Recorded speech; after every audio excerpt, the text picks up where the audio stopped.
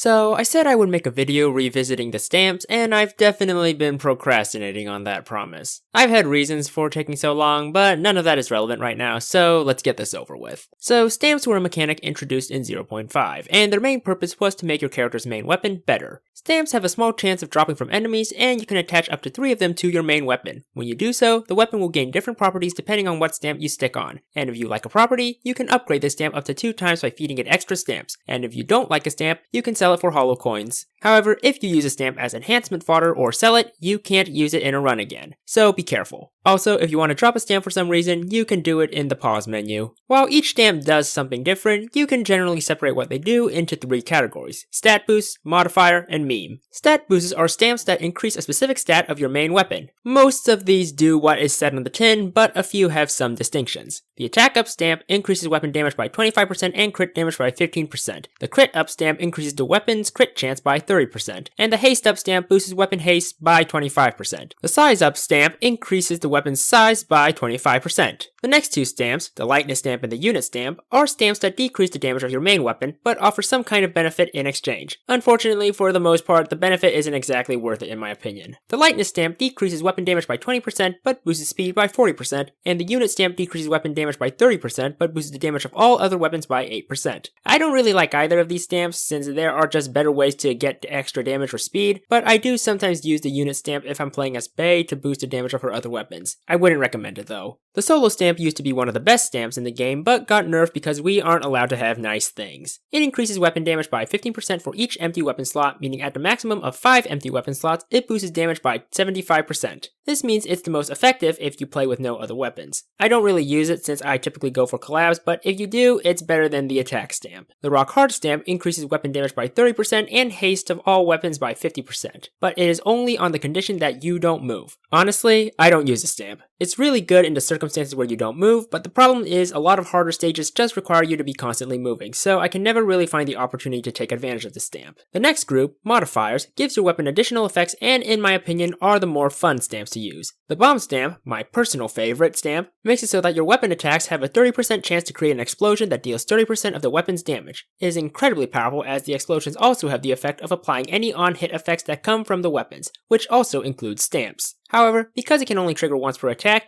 it's most effective with multi-shot weapons that dish out multiple attacks in a single shot. The weakened stamp has a chance to reduce the damage and defense of enemies. In most cases, it's the lowering of defense that matters as that allows your weapons to do more damage to the enemies. The cold stamp makes it so that if an enemy is hit by the weapon and doesn't hit the player, they will be frozen for 3 seconds and take some damage. The freeze effect is nice because frozen enemies can't damage you. The pacifist stamp gives a stamp a 30% chance to stun enemies and also a 40% chance to destroy projectiles. Stunned enemies also can't damage you, and unlike with the cold stamp, the effect is immediate. Granted, it also has like a 10-second cooldown between each stun, but unless you're playing endless mode where the enemies can survive longer than that, it shouldn't be a problem. The slow stamp has a chance to slow targets and also take extra damage for 5 seconds. It's really good since making enemies slower makes it easier for you to dodge and herd them into a crowd. I wouldn't recommend getting with the pacifist stamp though because it turns enemies green, which overlaps with the blue color of stunned enemies, making it tricky to tell when an enemy is stunned or not. Still, definitely a strong one. The knockback stamp gives your weapon a knockback ability or increases the strength of the knockback if your weapon already has one. This stamp, along with the slow and stun stamp, are generally going to be your defensive stamps. The greed stamp makes it so that each attack has a chance to hit coins out of the enemy. It used to work really well with characters with rapid attacks, but in 0.7 there was a hit limit added to it that puts a cap on how many coins you can hit out of an enemy, making it much weaker. Granted, there are other ways to farm coins these days in the Hollow House and Casino, so I haven't really used this stamp too much. The projectile up stamp gives multi-shot weapons 2 additional projectiles. Really fun, really good. The lifesteal stamp makes it so that once per second, the weapon's attack has a chance to heal you for a portion of your health with a potential of 15% of your maximum health. The healing isn't a lifesteal effect, however, as that requires killing the enemy. Regardless, it's really good, since its healing is proportional to your health and not a fixed number like with healing items like Nurse's Horns. The marking stamp makes it so that when you hit an enemy, it will become marked and take 40% of all damage that other enemies take. For early enemies, this is useless as they'll often die very quickly, but for enemies with large health pools, the mark will stick around, allowing you to consistently damage them even if you focus on other enemies. As such, this stamp is really effective against bosses, so if you really need to fuck Godzilla, this is the stamp for you. The last category of stamps is the meme stamps, and these stamps are functionally useless. The collector stamp is supposed to increase the odds of enemies dropping stamps, but in reality just drops these use mushrooms. The RGB stamp turns your weapon rainbow, though you can only see it if you turn on effects, which is why if you play with effects off to save on processing power, it doesn't do anything. The trumpet stamp honks.